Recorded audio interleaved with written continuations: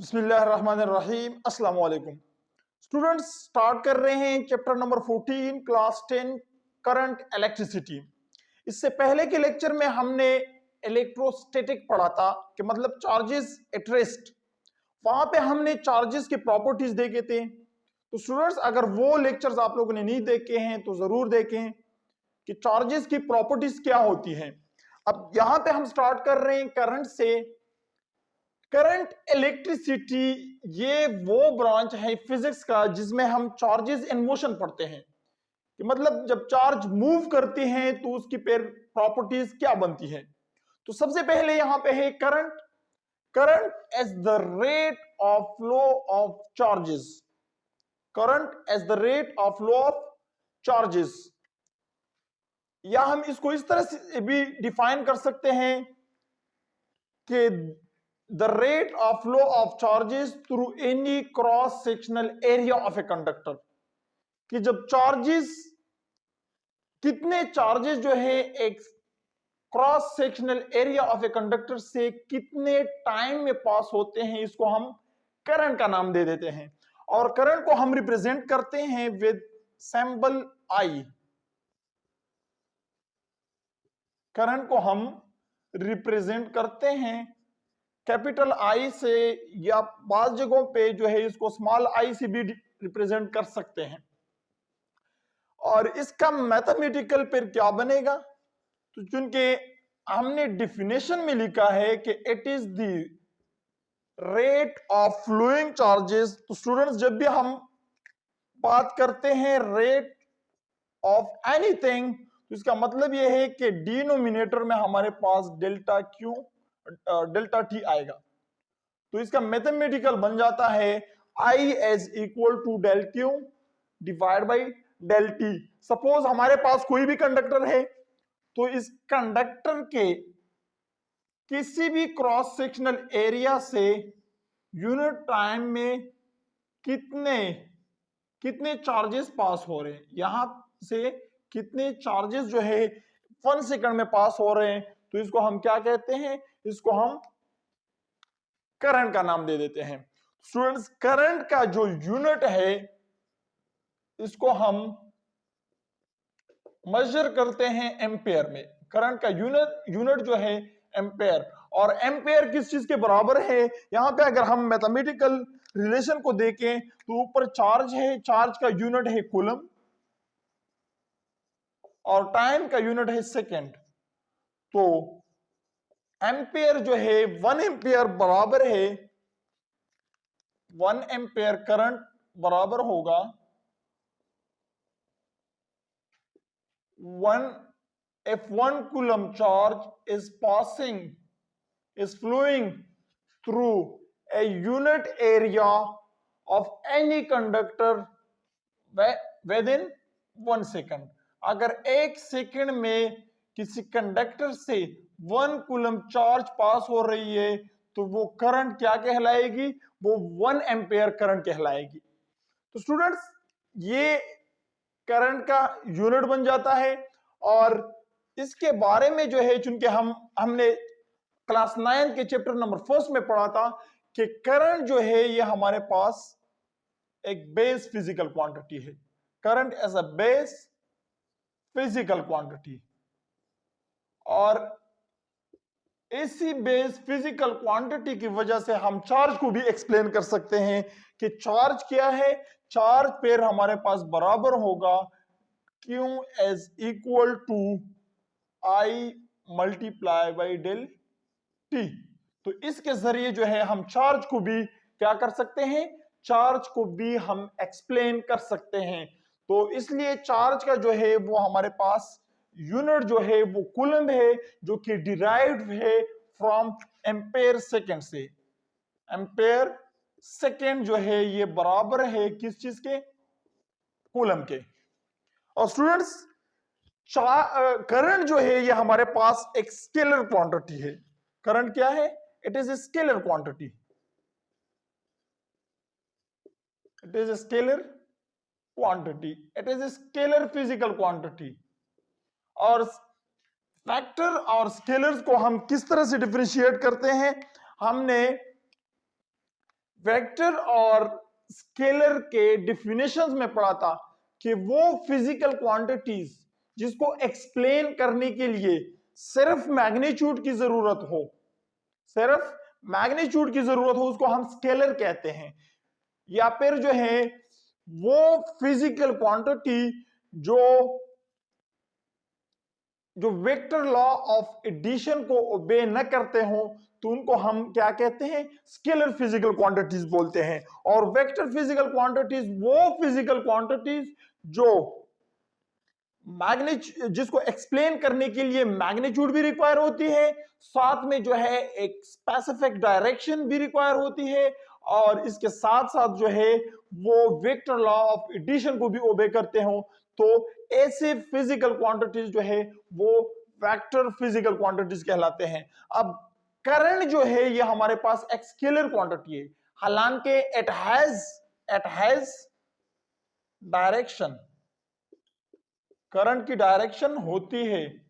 Current जो है from the positive terminal of the battery to the negative terminal of the battery move करती है।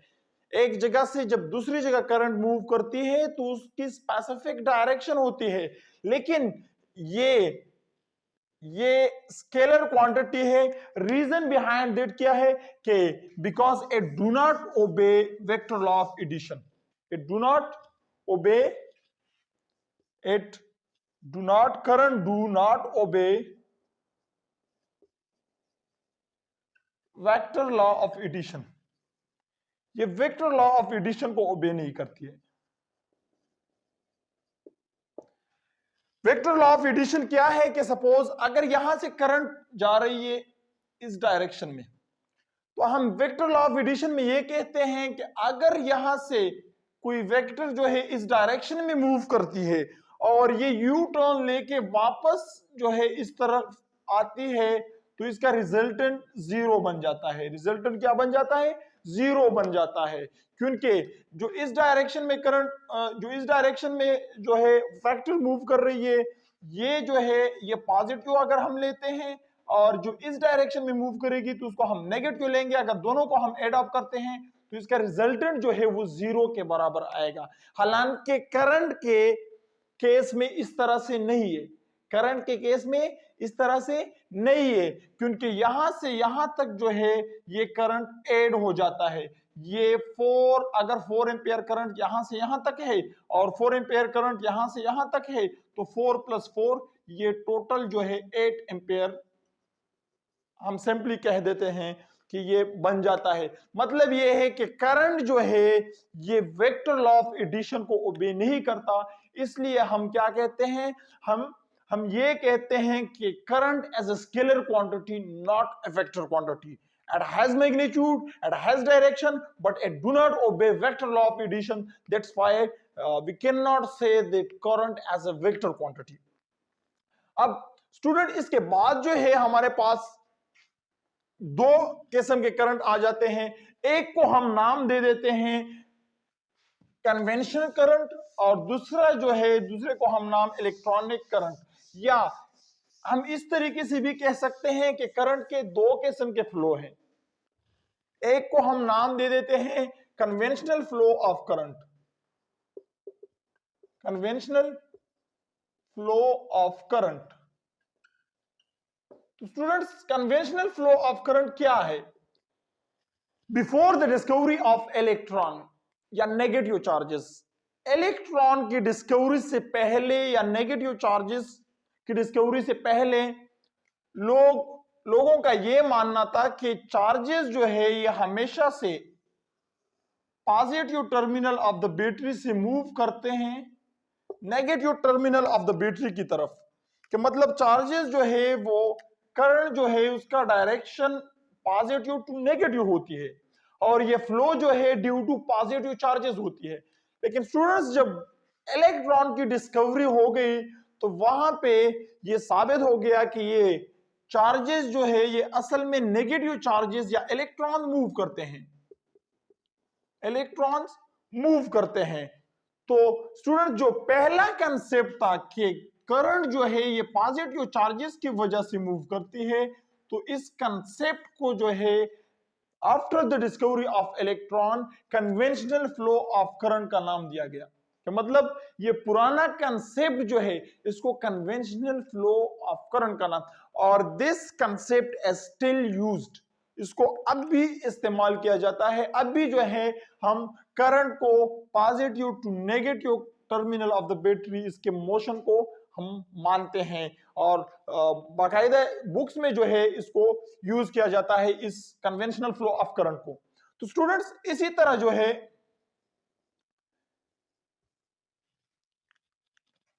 the flow of current due to negative charges after the discovery of electrons, electron की discovery के बाद जो electron की वजह से current के फ्लो का कंसेप्ट है इसको इलेक्ट्रॉनिक करंट का नाम दिया गया।